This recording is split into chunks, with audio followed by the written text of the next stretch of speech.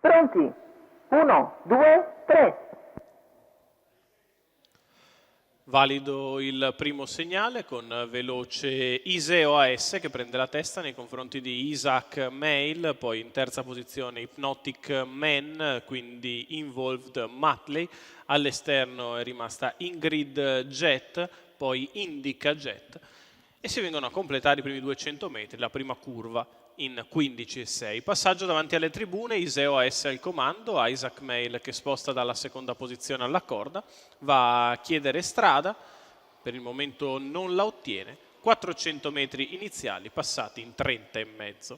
Iseo AS e Isaac Mail, dopo il parzialino Isaac si risistema secondo, anzi ha anche un piccolo sbando nel tentativo di mettersi lì, però ha tutto il tempo per farlo Alessandro Gocciadoro, visto che Hypnotic Man non aveva seguito lo strappo.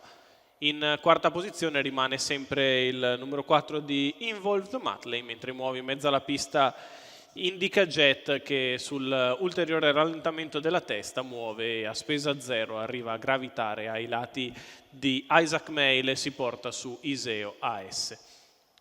Si viaggia sul piede l'1.17,5, Iseo AS sempre in vantaggio su Isaac Mail, di fuori Indica Jet, poi ancora a contatto Ingrid Jet. Numero 1, India Lux, terzo alla corda è sempre Hypnotic Man che precede Involved Matley. 1.32,6, 1.200, frazione in leggera accelerazione.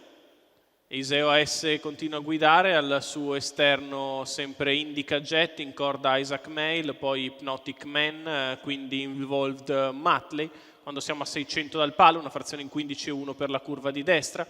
In vantaggio Iseo AS, Indica Jet ora prova a mettere pressione all'avversario, rimane a contatto Isaac Mail, poi Hypnotic Man quando siamo a 400 dalla conclusione, 2,2 per il miglio di gara e Iseo AS prova ad allungare da Indica Jet che deve soffrire sulla curva, Isaac Mail a contatto, si mette in mezzo alla pista Hypnotic Man, quando siamo all'ingresso dell'addirittura arrivo Iseo AS ha un paio di lunghezze nei confronti dei rivali, Isaac Mail che infila l'open stretch, Iseo AS in vantaggio nei confronti di Isaac Mail che ci prova di dentro, Isaac Mail passa nei confronti di Iseo AS, viene a vincere.